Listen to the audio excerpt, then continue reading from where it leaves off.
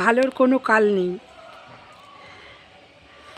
সৎসঙ্গ করো স্বর্গে বাস, অসৎসঙ্গ করো নরকেও স্থান হবে না, ঠিক আছে? আর এখন তো পুরো উল্টো যুগ। তুমি অসৎ কিছু করবে, তোমার বন্ধুবান্ধবের অভাব হবে না, এসে জিজ্ঞাসা করবে, শুনবে। হ্যাঁ, আর সৎ কিছু ভালো কিছু করো, তোমার কেউ তোমাকে পাত্তা দেবে না, তোমার কাছে কেউ আসবেও না, ঘিসবেও না, ঠিক আছে? যেরকম আমার কাছে। হ্যাঁ, যদি আমি এখন যদি প্রেম ঠেম করতাম, দেখতে বন্ধু বান্ধবীর অভাব হতো না। বান্ধবীর এসে বলতে, এই চল দেখা করতে যাবে, তার মানে খেতে পারবে, একটুখানি দেখতে পারবে, শুনতে পারবে, কিচ্ছা রটাতে পারবে। হ্যাঁ, তখন বান্ধবীর এসে মিশবে। হ্যাঁ, কেউ খোঁজও নেবে না। এরকম প্রেম করলে বাবা খোঁজ লোকের নেওয়ার অভাব হতো না। আর একদম নোংরা বানিয়ে ছেড়ে দেবে। একজনের সঙ্গে যদি করো তুমি, তাহলে সবাই তোমাকে নোংরা বানানোর পথে করবে, ঠিক আছে? দেখো, কালকে আমি একটা ভিডিও ছেড়েছি।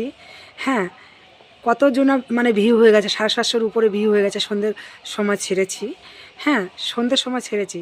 আর যেগুলো ভালো ভালো কিছু ছেড়েছি, সেগুলো দেখো কেউ দেখেইনি।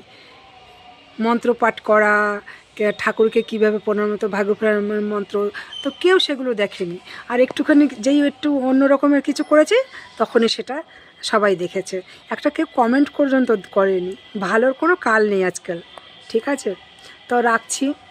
কেউ অসহায় হলেই হলো না, একটুখানি খারাপ কিছু করো, তখন সবাই তোমাকে ভালো মানে বলার সুযোগ পেয়ে তখন তোমাকে করবে, সাপোর্ট করবে, ঠিক আছে? ঠিক আছে, রাখছি। অনেক বকে ফেললাম।